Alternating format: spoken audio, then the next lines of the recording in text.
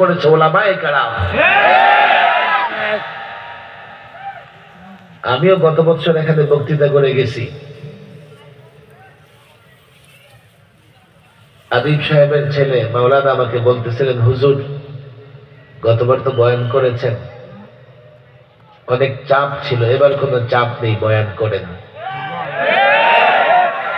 আমি বললাম, গতবারও কাউকে গনায় ধরি নাই, এবারও কাউকে গনায় ধরার প্রশ্নই উঠে না। দেশটা আমার, আমি দেশের স্বাধীন নাগরিক। জালেমের জুলুম ক্ষণিকের, পতন জালেমেরই হবে। গত 16 বছরে সবচাইতে বেশি জুলুম করেছে আলেমদের উপরে। এই জন্য পতন এমন হয়েছে, 53 বছরে ক্ষমতা ছেড়ে কোন প্রধানমন্ত্রীকে পালাতে হয় নাই। কেন পালিয়েছ? ছাত্ররা আন্দোলন করেছে, রক্ত দিয়েছে, তবে মূল কারণ ছিল আল্লাহর গজব পড়েছে তাদের উপরে। আমি ছাত্রদের বলি, তোমাদের কেমন ভয় দেখাবে, এই তো আসতেছে। আরে যখন ছিল তখনই তো পরোয়া করি নাই। আশার স্বপ্ন দেখতে পারো, তবে আমরাও আশা রাখি। ইতিহাস আমাদের সামনে, যে শাসকের পতন হয়েছে আল্লাহর গজবে, সেই শাসকের পতন আল্লাহ স্মরণীয় করে রেখেছেন। ফেরাউনকে আল্লাহ স্মরণীয় করে রেখেছেন, যুগে যুগে জালেম শাসকরে আল্লাহ স্মরণীয় করে রেখেছেন। তাতে বোঝা গেল এই জালেম শাসক আর কোনোদিন ফিরতে পারবে না। ফিরলে তো তার পতন আর স্মরণীয় থাকবে না।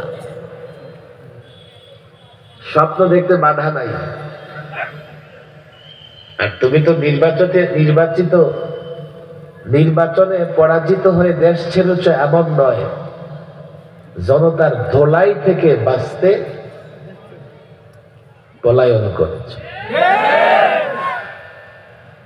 দেখেন এখন একটা পরিবর্তন হয়েছে, আপনাদের কষ্ট হচ্ছে না? একটু ধীরে স্থিরে বসে যেতে হবে, যারা পিছনে আসছি বসবো। এই পরিবর্তনের পরে আমার দিকে তাকান। গত 16 বৎসর যারা জুলুমের শিকার হয়েছে তাদের একটু সুবিধা হচ্ছে। কি সুবিধা? উন্মুক্ত আকাশের নিচে স্বাধীনভাবে শ্বাস ফেলতে পারতেছে।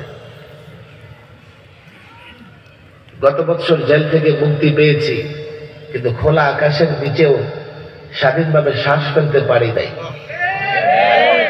30-40টা মামলা পেছনে জড়ে দিয়েছে, আর সপ্তাহে 3 দিন কোর্টে যাও।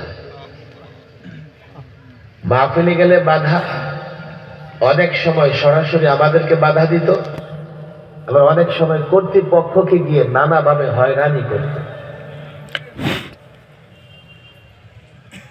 ফেসিবাদ গেছে, যারা 16 বৎসর কষ্টে ছিল তারা একটু সুযোগ পেয়েছে, স্বাধীনতা পেয়েছে। আর ফেসিবাদ রাষ্ট্রের প্রত্যেকটা প্রতিষ্ঠানকে ধ্বংস করে গেছে।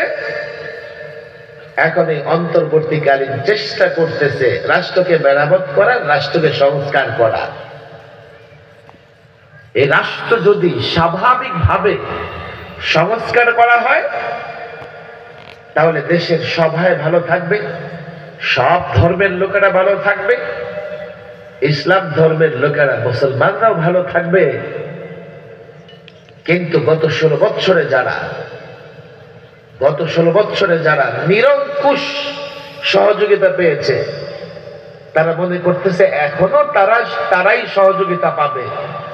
ইসলাম মুসলমানরা যাতে সহযোগিতা না পায়, সেজন্য ইসকন দেশকে অস্থির করার জন্য ষড়যন্ত্র করতেছে। রাষ্ট্র যদি মেরামত হয়, আমরা ধর্ম পালনের স্বাধীনতা পাব। রাষ্ট্র যদি মেরামত হয়, দুর্নীতি বন্ধ হবে। রাষ্ট্র যদি মেরামত হয়, মানব অধিকার প্রতিষ্ঠা হবে। রাষ্ট্র যদি মেরামত হয়, শ্রমিকের অধিকার প্রতিষ্ঠিত হবে। রাষ্ট্র যদি মেরামত হয়, নারীর অধিকার প্রতিষ্ঠিত হবে। রাষ্ট্র যদি মেরামত হয়, আইন শৃঙ্খলা বাহিনীতে যারা দায়িত্ব পালন করেন তাদের অধিকারও আদায় হবে। রাষ্ট্র যদি মেরামত না করা যায় তাহলে দেশের কোন গোষ্ঠী তাদের অধিকার বুঝে পাবে না। আমরা ইসলাম এবং মুসলমানরা কি করে আমাদের অধিকার ফিরে পাবো? রাষ্ট্র মেরামতে একটা বড় কাজ অন্তর্বর্তীকালীন সরকার করার জন্য হাত দিয়েছে। সেটা কি? সংবিধান সংস্কার করতে হবে। এটা একটা জটিল বিষয়। এই বিষয়ে কথা বলাও জটিল, আবার এই বিষয়ে জাতিকে বোঝানো জটিল। জাতি সংবিধান বুঝে না, তারা মনে করে দুমুঠো যদি ভাত খেতে পারি বাস, সংবিধানে কি আছে আমার দরকার নাই। কিন্তু আপনার মুখের খাবার যারা কেড়ে নেয় তারা কিন্তু সংবিধানের ফাঁক ফোকর দিয়ে বের হয়ে যায়। এই জন্য 53 বছরের বাংলাদেশে যারাই দুর্নীতি করেছে আজ পর্যন্ত একজন দুর্নীতিবাজের বিচার হয় নাই। আমার রাষ্ট্রের সংবিধান যদি মেরামত করা যায়, প্রত্যেকটা দুর্নীতিবাজের বিচার হবে। কোন একটা দুর্নীতিবাজ আইনের ফাঁক ফোকর দিয়ে বের হতে পারবে না। রাষ্ট্র সংস্কার হলে আমরা ধর্ম পালনের স্বাধীনতা পাব। রাষ্ট্র সংস্কার হলে আমরা স্বাধীনভাবে কথাও বলতে পারবো। আর সেই রাষ্ট্র সংস্কারের বড় একটা কাজ হচ্ছে সংবিধান সংস্কার করা। 71-এ আমরা একটা স্বাধীন ভূখণ্ড পেয়েছি, 72-এ পেয়েছি একটা নতুন সংবিধান। 72-এ যে সংবিধান প্রণয়ন করা হয়েছে সেই সংবিধানই স্বাধীনতার চেতনাকে ভুলণ্ঠিত করা হয়েছে। 71-এ যেই চেতনা নিয়ে মুক্তিযোদ্ধারা মুক্তিযুদ্ধ করেছে, 72-এ সংবিধান প্রণয়ন করে সেই চেতনাকে ধ্বংস করা হয়েছে।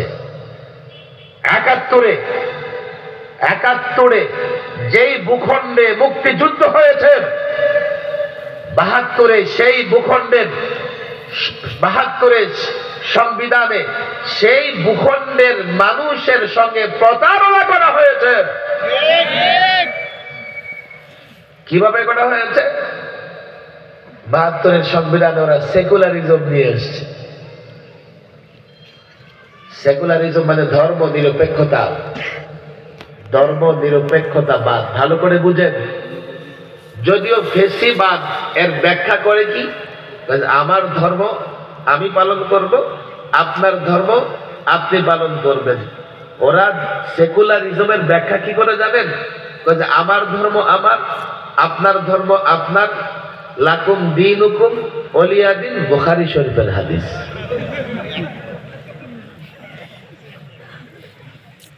বলেছে না বলে নাই? এই ছাত্র সমাজ, আরে লাকুম দীনুকুম বলো, লাকুম ওলিয়া, বুখারী শরীফের হাদিস। সূরা কাফিরুন, আরে রাস্তার একটা বাচ্চাকে ডাক দিয়ে জিজ্ঞেস করো, হাফেজে কোরআন লাগবে না, তারও এই সূরা মুখস্থ আছে। লজ্জা হয় না? বাংলাদেশের প্রধানমন্ত্রী হয়ে সূরা কাফিরুন পড়তে পারো না, লজ্জা হওয়া উচিত ছিল। সকালবেলা তুমি কি কোরআন পড়ো, তাহাজ্জুদ কেমনে পড়ো?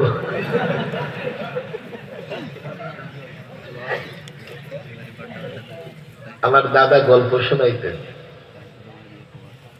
একটা সময় আমাদের দেশ থেকে নানা লোকেরা ব্যবসার উদ্দেশ্যে আমাদের পার্শ্ববর্তী দেশে যেতেন। সাধারণত মুসলমান তো দাঁড়িয়ে রাখে, আগেরকার মুসলমানরা খুব কোরআন শুদ্ধ করে পড়া, সূরা শুদ্ধ করে পড়া পারত না। আপনারা তো ফেনীর মানুষ, আল্লাহু আকবার। এই তো লক্ষ্মীপুরের একজন বুজুর্গ মাহমুদুল্লাহ হাফিজ হুজুর। কথা লম্বা করলে আমি কথা গুছাইতে পারবো না, এরপরেও বলি, ফেনী, নোয়াখালী, লক্ষ্মীপুরে আসলে মোহাম্মদুল্লাহ হাফিজ হুজুরের কথা বলতেই হয়। আজকে তোমরা যারা টুপি দাঁড়িয়েওয়ালারা ময়দানে স্বাধীনভাবে কথা বলতেছো, যদি মুহাম্মদুল্লাহ হাফিজ হুজুর ৮০ বছর বয়সের একজন বুজুর্গ এই ময়দানে নেমে পথ তৈরি করে না দিতেন, আজকে বাংলাদেশে আলেম ওলামারা কথা বলতে পারতো না। ৭২-এ শুধুমাত্র সংবিধান একটা ধোঁকা প্রতারণার মাধ্যমে সংবিধান আমাদের উপর চাপিয়ে দিয়েছিল এমন না। ঢাকার রাজপথ দিয়ে কেউ যদি টুপি পরে হাঁটতো, পত্তলিক গোষ্ঠী ওরে রাজাকার বলে গালি দিত। লালবাগের মুহাদ্দিস হযরত মাওলানা মুফতি দ্বীন মোহাম্মদ খান ঢাকার সব আলেমদেরকে দাওয়াত দিয়া জনগণকে সঙ্গে নিয়া পুরনো এয়ারপোর্ট তেজগাঁওয়ে একটা বিশাল সমাবেশ করবেন। সমাবেশ থেকে ঘোষণা দিয়ে দিলেন, আজ থেকে টুপি দাঁড়িয়েওয়ালা দেখলে যদি তোমাদের রাজাকার মনে হয় তো তোমাদের আমরা ছাড়ব না। ষড়যন্ত্রটা কত! একটা নতুন বাংলাদেশ, নতুন ভাবে পাওয়া একটা ভূখণ্ড, তখন থেকে ষড়যন্ত্র চলতেছে। এখন কথায় কথায় বলে কি, কত কথা মুহাম্মদুল্লাহ হাফিজের কথা যখন চলে এসছে, দেখেন এই যে এখন গ্রামের বাচ্চারাও কোরআনে কারীম বিশুদ্ধ পড়তে পারে, এই চিন্তা, এই ফিকির হচ্ছে মুহাম্মদুল্লাহ হাফিজ হুজুরের। তিনি প্রথম ঘোষণা দিয়েছিলেন যে গ্রামে গ্রামে ৬৮,০০০ গ্রামে ৬৮,০০০ মক্তব প্রতিষ্ঠা করো, এবং আপনাদের নোয়াখালীর আরেক কৃতি সন্তান মাওলানা কারি বেলায়েত হোসেন সাহেবকে দায়িত্ব দিয়ে নুরানি শিক্ষা ব্যবস্থাকে তিনি চালু করিয়েছেন। তো মুসলমানদের দাড়ি থাকে, আগের মুসলমানদের দাড়ি আরো বেশি ছিল। ব্যবসার উদ্দেশ্যে এক এলাকায় গেছে, এখন জুমার দিন জুমার নামাজ তো পড়া লাগবে, তো যাকে জুমার নামাজ পড়তে দিছে সে সূরা কেরাতে পারে না, খুতবা কেমনে পারবে? এখন গাজী কালুর কিচ্ছা ছিল আগে, লাখে লাখে শূন্য মরে কাতারে কাতার, আমি ওর দাদার মুখে শুনছি, গাজী কালুর কিচ্ছা দিয়া খুতবা পড়ে।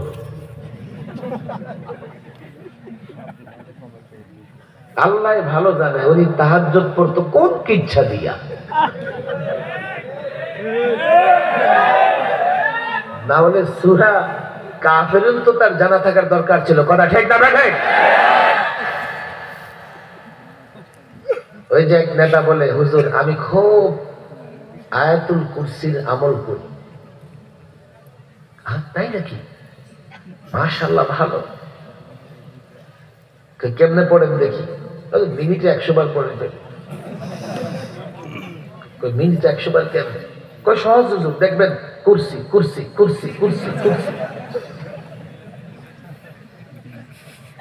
কুরসি মানে কি? কুরসি মানে কি? কোরআন পড়ে না, সারাক্ষণ কুরসি কুরসি পড়ে। যার জন্য সূরা কাফিরুনও জানে না। আরে আমার জন্য আমার ধর্ম, তোমার জন্য তোমার ধর্ম, ঠিক আছে। এর ব্যাখ্যা হচ্ছে তুমি আমার ধর্ম পালন করতে পারবে না, হে কাফের। কেন? কুফরি অবস্থায় ইসলাম পালন করা যায় না,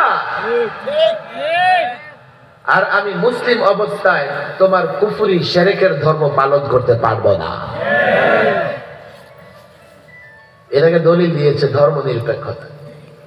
দলিল দিয়ে যারা ধর্ম নিরপেক্ষতায় বিশ্বাসী মনে করবেন তাদের কোনো ধর্ম নাই, আরে তাদেরও অনেক ধর্ম আছে, শুধু নাই ইসলামটা।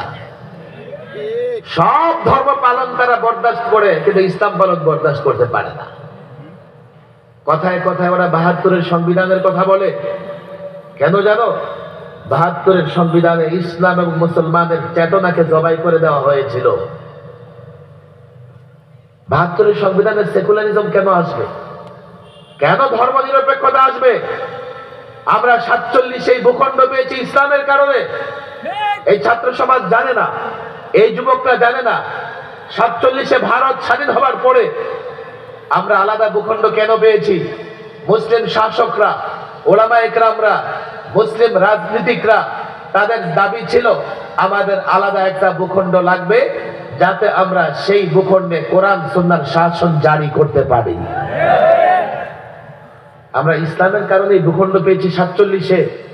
যদি তুমি বলো যে ভাষার কারণে পেয়েছি, তো পূর্ব পাকিস্তান আর পশ্চিম পাকিস্তান দুই দেশের ভাষা এক না ভিন্ন?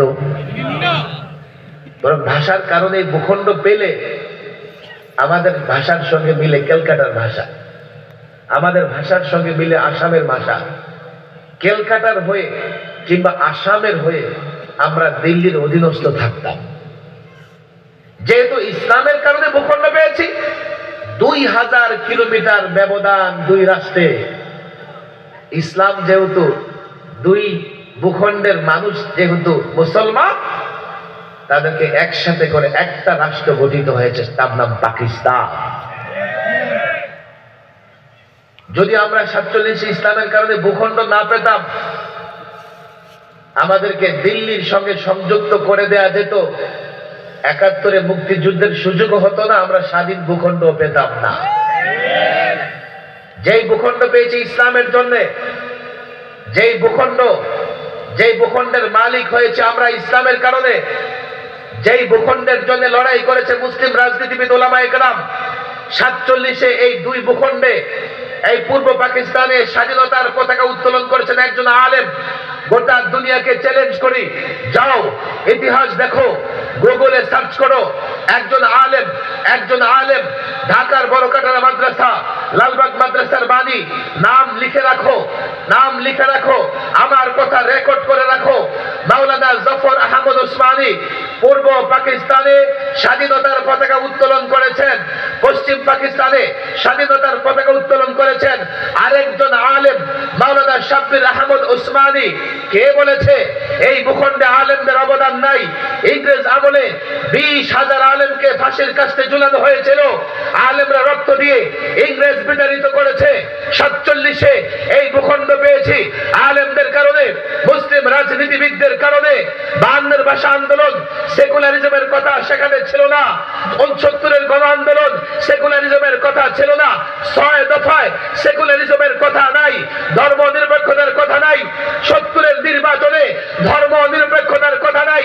71-এ মুসলিম দামাল ছেলেরা যারা অস্ত্র হাতে নিয়ে পাক হানাদারদের বিরুদ্ধে লড়াই করেছে, হতে পারে কারো ঈমান দুর্বল, আমল কম, কিন্তু আল্লাহর উপর ভরসা করে আল্লাহু আকবার তাকবীর দিয়ে ইনশাআল্লাহ বলে লড়াইয়ের ময়দানে অবতীর্ণ হয়েছে।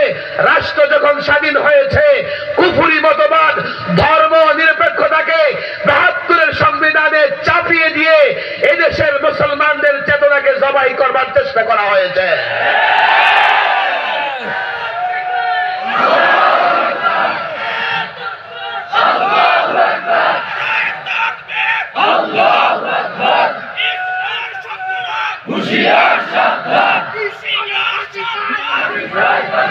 কথা বুঝবার চেষ্টা করেন। 72 থেকে 74 একটা ইতিহাসের সমাপ্তি।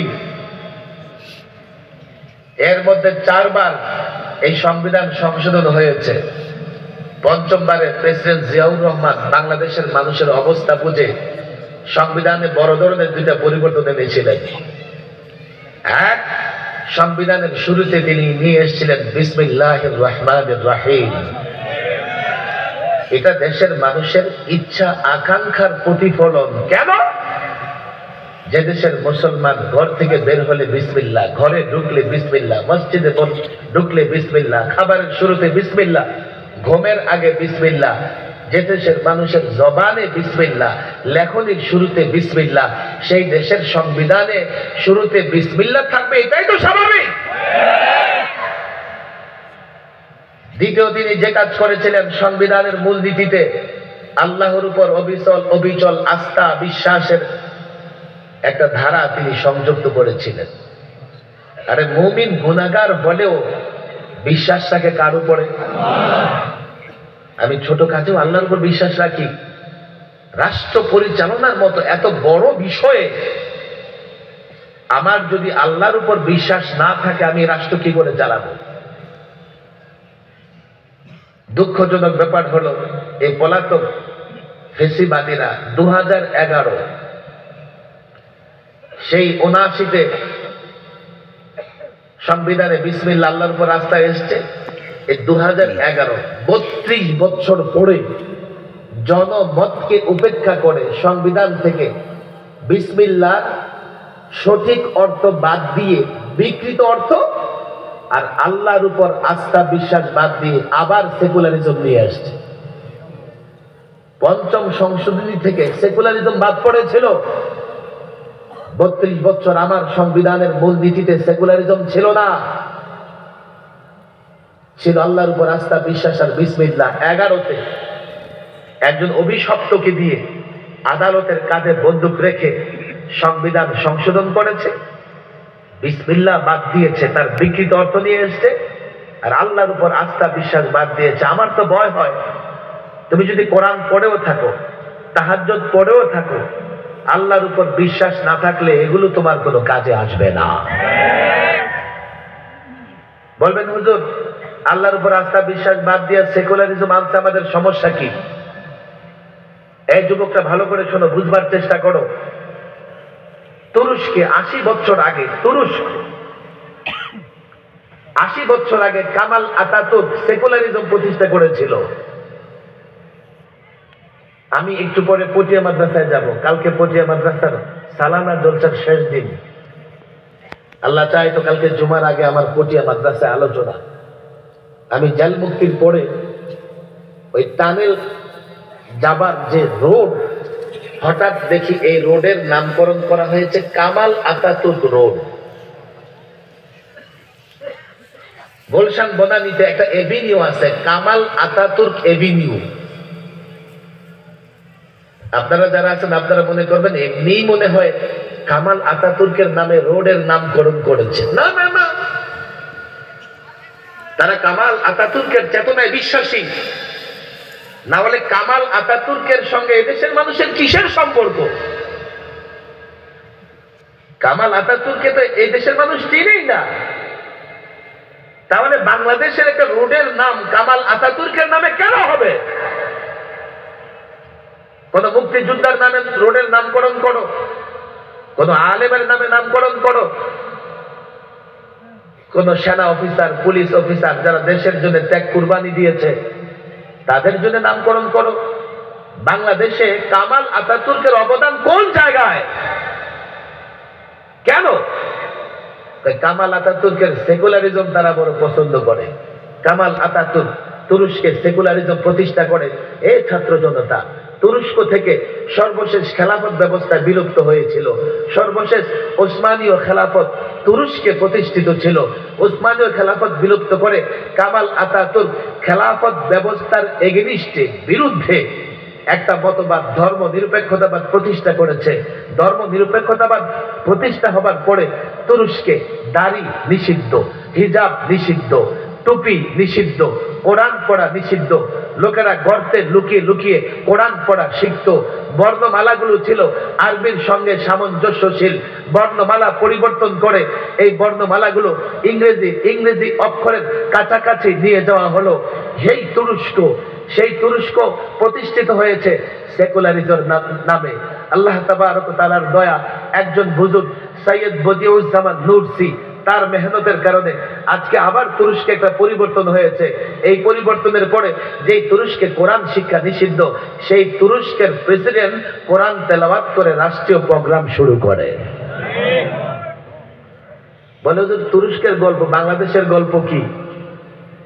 11তে সংবিধানে সেকুলারিজম নিয়ে আসা হলো। ভারতে সর্বপ্রথম সেকুলারিজমের উপর ভিত্তি করে শিক্ষা সিলেবাসে হাত দিল তারা। শিক্ষা সিলেবাস, শিক্ষা পাঠ্যক্রম থেকে মুসলিম লেখকদের যত বিদ্রোহী লেখা আছে বাদ, নবীদের জীবনীবাদ, সাহাবাদের জীবনীবাদ, তারা নিয়ে এসছে পৌত্তলিকতা, ডোল তবলা, নানা ধরনের মুসলিম বিরোধী কালচার তারা বাংলাদেশে প্রতিষ্ঠা করবার চেষ্টা করেছে। সর্বশেষ ডারউইনিজম, আমার শিক্ষার্থীরা নাকি বানরের বাচ্চা, এটাও তারা প্রমাণ করবার চেষ্টা করেছে। আমি বলি কি, আমরা আদম সন্তান, আল্লাহ আমাদের সম্মানিত করেছেন, আমরা কোনোদিন বানরের সন্তান হতে পারি না। তবে তোরা যারা নাস্তিকরা, তোদের যাদের জন্ম পার্কে, নদী, নালায়, খাল, বিলে তোরা তালাশ করে দেখ তোদের জন্মের পেছনে বানরের অবদান আছে না নাই। এরপরে নিয়ে এসছে ট্রান্সজেন্ডার। ট্রান্সজেন্ডার কি? মনে করলেই পুরুষ, মনে করলেই নারী। আরে নারী পুরুষের সম্পর্ক মনের সাথে না জন্মের সঙ্গে? জন্মগত ভাবে আল্লাহ যাকে পুরুষ বানিয়েছেন কিয়ামত পর্যন্ত বসতে থাকলেও নারী হতে পারবে না। কত কথা, এগুলো বলবার সময় হাতে নাই। এগুলো কেন সুযোগ পেয়েছে? সুযোগ পেয়েছে আমাদের সংবিধানে সেকুলারিজমের কথা আছে, বিদায় কোন ধর্মকে পৃষ্ঠপোষকতা করা যাবে না। যদি কোন ধর্মকে পৃষ্ঠপোষকতা নাই করা যায় তাহলে অন্য ধর্মের লোকদেরকে শত কোটি টাকা বরাদ্দ দিয়েছ, তোমরাই তো এই কথা বলেছ। এখন রাষ্ট্রে পরিবর্তন হয়েছে, আমরা চেষ্টা করতেছি সংবিধান সংস্কার করতে, কথা ঠিক না বেঠিক? কিন্তু ওই যে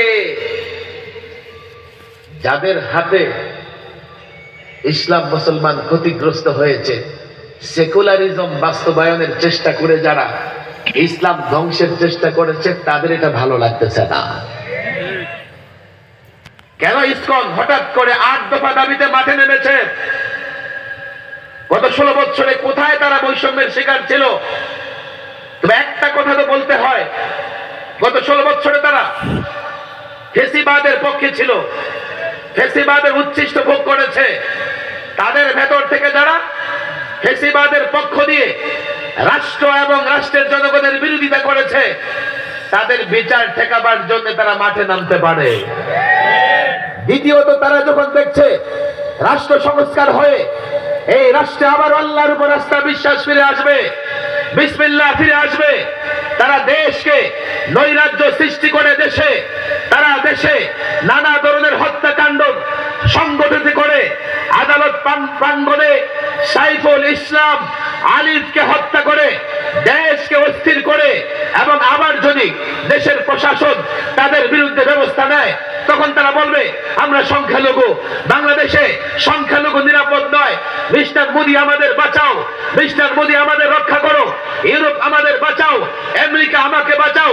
একদিক থেকে ইসলাম মুসলমানদের বিরুদ্ধে ষড়যন্ত্র, আরেক দিক থেকে রাষ্ট্রের বিরুদ্ধে ষড়যন্ত্র করছে। এই স্বাধীন রাষ্ট্রে আগ্রাসন চালাবার জন্য মোদিকে, কসাই মোদিকে তারা আহ্বান করছে। ইসকনের কর্মকাণ্ড শুধু রাষ্ট্রের বিরুদ্ধে নয়, ইসকনের কর্মকাণ্ড ধর্মের বিরুদ্ধে নয়, ইসকনের কর্মকাণ্ড মানবতার বিরুদ্ধে, ইসকনের কর্মকাণ্ড এই ভূখণ্ডের স্বাধীনতার বিরুদ্ধে। আল্লাহর কসম করে বলি, ইসকনের এই ষড়যন্ত্র প্রতিরোধ না করতে পারে বাংলাদেশের স্বাধীনতা রক্ষা করা যাবে না। ইসকনের এই ষড়যন্ত্র রুখে দিতে না পারলে এদেশের মানুষ ধর্ম পালন করতে পারবে না। ইসকনের এই ষড়যন্ত্র রুখে দিতে না পারলে বাংলাদেশের মানুষের অধিকার থাকবে না, থাকবে না। পরিষ্কার কথা।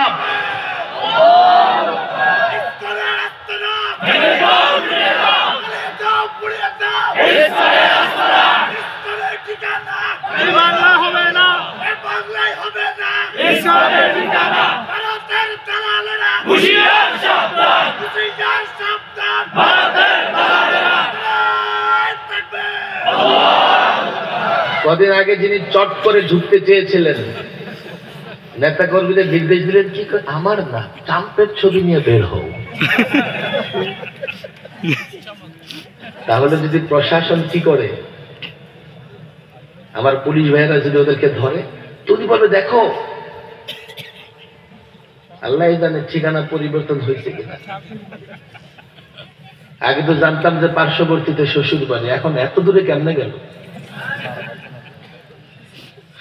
মিস্টার ট্রাম্প, আমি তোমার আশেক, তোমার ছবি নিয়ে বের হয়েছি, আমারে মারধর করছে, তুমি আসো, এক জাহাজ সৈন্য পাঠায় দাও, আমার উদ্ধার করো। সংখ্যালঘুদেরকে ঢাল হিসেবে ব্যবহার করতেছে। এই বাংলাদেশের 53 বছরের বাংলাদেশে হিন্দু, বৌদ্ধ, খ্রিস্টান সব ধর্মের লোকেরা কাঁধে কাঁধ মিলিয়ে চলেছে। ধর্মের কারণে বাংলাদেশে কোনো দাঙ্গা ফাসাদ হয় নাই। হিন্দু ভাইরা থাকলে আসো, আমি তোমাদের বলি দেখো এক তো ইসলাম সাম্প্রদায়িক সম্প্রীতিতে বিশ্বাসী, সম্প্রদায়ে সম্প্রদায়ে ঝগড়া এটা ইসলাম সমর্থন করে না। এই জন্য 53 বছরের বাংলাদেশে হিন্দু মুসলমান যুবক, আমি নিজে প্রাইমারিতে পড়েছি, হিন্দু ছেলে আমারও বন্ধু ছিল, একই ক্লাসে পড়েছি, আন্তরিক বন্ধু ছিল, গলায় গলায় ধরে হেঁটেছি। হিন্দুদের এবং মুসলমানদের সম্পর্ক অনেক পুরনো, ধর্মে ধর্মে কখনো মারামারি হয় নাই। এটা বাংলাদেশের এমন একটা দিক যে গোটা পৃথিবীতে প্রশংসিত। ইসলামও সাম্প্রদায়িক সম্প্রীতি চায়, আমরাও সাম্প্রদায়িক সম্প্রীতি চাই।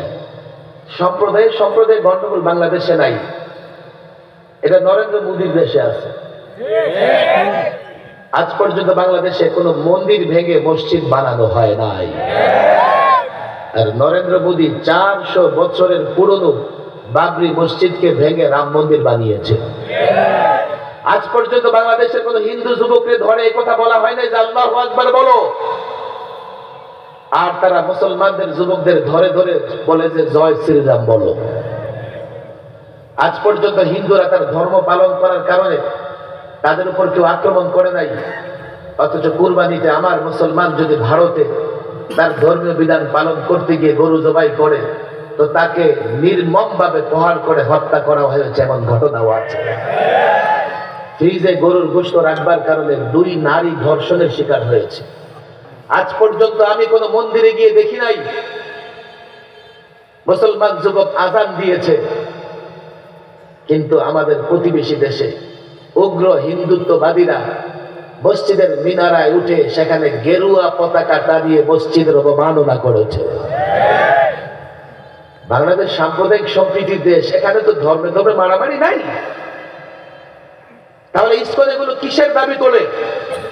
তারা কোথায় নির্যাতিত হচ্ছে, কার কাছে নির্যাতিত হচ্ছে?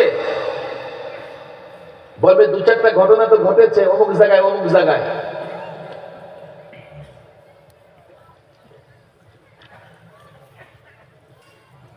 বাংলাদেশে যারা ফেসিবাদের পক্ষে ছিল, এমন একজন আছে এত বড় দাড়ি, পরে বসে কামাই ফেলছে। মাঝে মধ্যে তারা দেখলে মনে হয়তো কোনো মাদ্রাসার সাইকুল হাদিস। আচ্ছা, এখন তাকে গ্রেফতার করার পরে আমি কি বলবো যে তাকে গ্রেফতার করার কারণে ইসলাম মুসলমানদের বিরুদ্ধে ষড়যন্ত্র? কোন হিন্দু যদি ফেসিবাদের সঙ্গ দিয়ে থাকে, অপরাধ করে থাকে, সে যদি গ্রেফতার হয়, তো এটা হিন্দুদের বিরুদ্ধে কেন হবে? এর মানে হিন্দু অপরাধ করলে সে গ্রেফতার হবে না, বিচারের মুখোমুখি হবে না? যারা ফেসিবাদের সঙ্গ দিয়েছে, 2-4 জন হিন্দু হোক, বৌদ্ধ হোক, খ্রিস্টান হোক আর মুসলমান হোক, ধর্মের বিবেচনায় নয়, অপরাধী হলে তো তাকে গ্রেফতার করে শাস্তি দেওয়াই লাগবে। ইসকন কিসের এগুলো স্লোগান তুলতেছে? তারা নির্যাতনের শিকার হচ্ছে। বলে রংপুরে, নাসিরনগরে, রামুতে, দেখো এখানে পুলিশের ভাইরা আমার আছেন, এক একটার মামলার তদন্তে আমি নিজেও কাজ করেছি প্রাইভেটলি। কেন? ইসলাম তো এই শিক্ষা দেয় না যে আপনি কোন অন্য ধর্মের লোকদের উপাসনালয়ে আঘাত করবেন। আর আমরা এটা মুখে বলি না, প্রমাণ করে দেখিয়েছি। 5ই আগস্টে যখন আইন শৃঙ্খলা বাহিনীর নিয়ন্ত্রণের বাইরে চলে গেল দেশ, অনেক থানায় আগুন জ্বলতেছে, থানাগুলিতে পুলিশ নাই, সংখ্যালঘুদের নিরাপত্তা দিয়েছে টুপিদারিওয়ালারা। আমি দেখলাম কারা ধর্মের নামে অমুসলিমদের উপর আক্রমণ করে, আমি এটা তদন্ত করে দেখব। সরকার তদন্ত করেছে, আমরা নিজেরা তদন্ত করেছি। নাসিরনগরে হিন্দুদের বাড়িঘর ভেঙেছে কে? সরকার দলীয় সংসদ সদস্য ওবায়দুল মুক্তাদির শহর থেকে ট্রাক ভাড়া করে যুবকদের পাঠিয়ে নাসিরনগরে হিন্দুদের বাড়িঘরে আক্রমণ করেছে। সে আওয়ামী লীগের সংসদ সদস্য ছিল। রামুতে বৌদ্ধ মন্দিরে আক্রমণ করেছে কে? যাও দেখো, আমাদের পুলিশ ভাইরা চার্জশিট দিয়েছে। এর পেছনে একজন টুপি দাড়িওয়ালা আলেম ছিল না। হয় বাংলাদেশে মুসলমান নির্যাতন হয়, আবার মুসলমান মুসলমান ঝগড়া করে অনেক মসজিদও ভাঙচুর করে। হতে পারে দুই মুসলমানের মধ্যে ঝগড়া হয়, আবার এক মুসলমান আরেক হিন্দুর মধ্যেও ঝগড়া হতে পারে। এটা তো ধর্মের কারণে নয় কিংবা সাম্প্রদায়িক ঝগড়া নয়। তারা বিচ্ছিন্ন ঘটনাগুলোকে সাম্প্রদায়িক দাঙ্গা প্রমাণ করে প্রকৃতপক্ষে তারা দেশের বিরুদ্ধে ষড়যন্ত্র করতেছে। আর এখন ইসলাম মুসলমানদের একটা সুযোগ আসছে, তারা এটা বরদাস্ত করে না। তারা মনে করে আমরা রাষ্ট্রটাকে পৌত্তলিক বানাবো। আরে আমাদের রাজনৈতিক উচ্চাবিলাস ছিল না। গত 16 বছর আমরা কেন সরকারের বিরোধিতা করেছি? এই পলাতক সরকার রাষ্ট্রের পরিচয় বদলে দিতে চেয়েছিল। গোটা পৃথিবী জানে বাংলাদেশ মুসলিম রাষ্ট্র, কিন্তু বাংলাদেশে ভাস্কর্যের নামে মোড়ে মোড়ে মূর্তি বানিয়ে একজন মুসলিম নবাব ঢাকা ইউনিভার্সিটির জায়গা দিয়েছে। সেই ঢাকা ইউনিভার্সিটির ভেতরে 360 মূর্তি নির্মাণ করে 1500 বছর আগে কুরাইশরা মক্কাতুল মুকাররমা মসজিদে হারামের ভেতরে কাবার ভেতরে 360 মূর্তি বানিয়েছিল। আর পলাতক সরকার 1500 বছর পরে ঢাকা ইউনিভার্সিটিতে 360 মূর্তি বানিয়েছিল।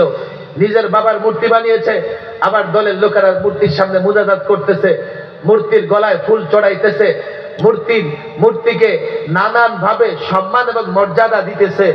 বাংলাদেশের পরিচয় তারা বদলে দিতে চেয়েছিল, যার জন্য আমরা বিরোধিতা করেছি। আমাদের বিরোধিতা রাজনৈতিক স্বার্থে ছিল না। আমরা নরেন্দ্র মোদীর বিরোধিতা করেছি। কেন করেছি?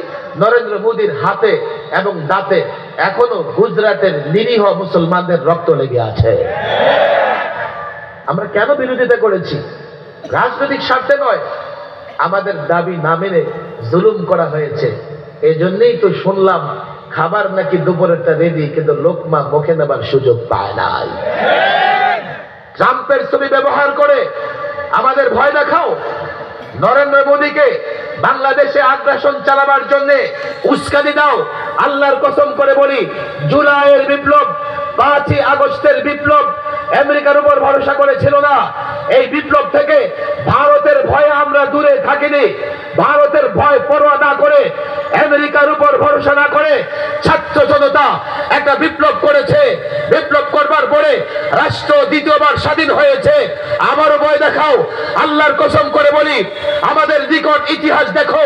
তালেবান বাংলাদেশেও যুদ্ধ করেছে, তালেবান সরকার গঠন করেছে, তালেবান আমেরিকা নেটো 20 বছর জুলুম করে তালেবানদের দমিয়ে রাখতে পারে নাই।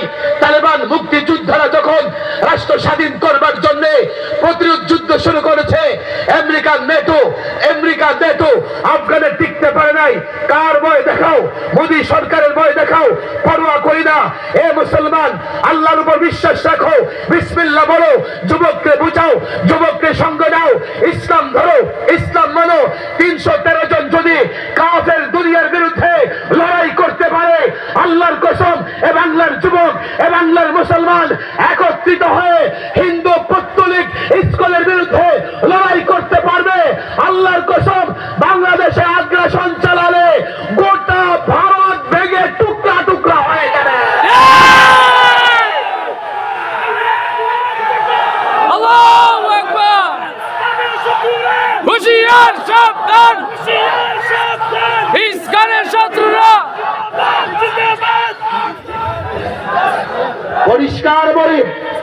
পরিষ্কার বলি, এই ওলামা বাজারের মাহফিলে উপস্থিত জনতা, আমি জানি না বাংলাদেশ আক্রান্ত হলে কারা লড়াই করবে। আমি জানতে চাইব না এই ভূখণ্ড হেফাজতের জন্য কারা লড়াই করবে। তবে যারা আল্লাহকে ভালোবাসে, আল্লাহর রসুলকে ভালোবাসে, ইসলামকে ভালোবাসে, ভূখণ্ড পেয়েছি ইসলামের জন্য। রাষ্ট্র আক্রান্ত হলে ইসলাম আক্রান্ত হবে, রাষ্ট্র আক্রান্ত হলে মুসলিমরা আক্রান্ত হবে। আল্লাহর কসম করে বলি, মদিনাতুল মুনাওয়ারাকে হেফাজত করবার জন্য যেভাবে মদিনায় সাহাবায়ে কেরাম খন্দক খনন করে কাফের দুনিয়ার বিরুদ্ধে লড়াই করেছিল, রাষ্ট্র হেফাজত করবার জন্য, স্বাধীনতা হেফাজত করবার জন্য, আল্লাহর কসম আমাদের যার হাতে যা আছে না কেন তাই দিয়ে পৌত্তলিক দুনিয়ার বিরুদ্ধে প্রতিরোধ তৈরি করবে ইনশাআল্লাহ।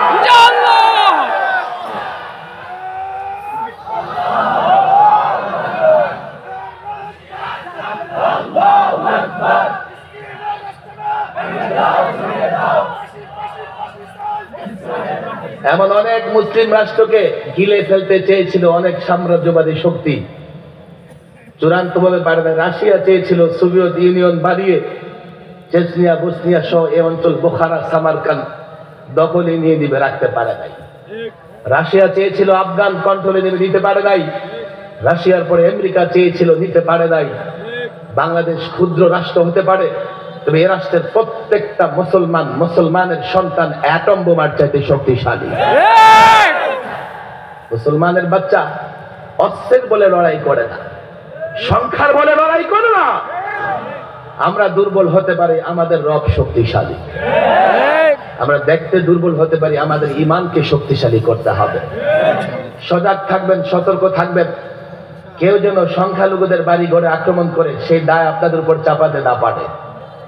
আমরা সাম্প্রদায়িক সম্প্রীতি বিশ্বাসী, তবে সংখ্যালঘুদের মধ্য থেকে যারা রাষ্ট্র ইসলামের বিরুদ্ধে অবস্থান করবে, রাষ্ট্র অবশ্যই তাদের গ্রেফতার করে বিচারের মুখোমুখি দাঁড় করাবে। যতই তোমরা এই স্লোগান তোলো যে সংখ্যালঘু নির্যাতন হচ্ছে, তোমাদের অবৈধ কর্মকাণ্ড এগুলো করে পার পেয়ে যাবার জন্য যতই এই স্লোগান দাও, কাজ হবে না। সজাগ থাকবেন, দুশ্মন যাতে কোনো অঘটন ঘটিয়ে দায় টুপি দাঁড়িয়েওয়ালা মুসলমানদের উপর চাপাতে না পারে। দোয়াও করবেন আল্লাহ তাবারক ওয়া তাআলা এই ভূখণ্ডকে যেন হেফাজত করেন। ওয়া মা তাওফীকি ইল্লা বিল্লাহ ওয়া মা আলাইনা ইল্লা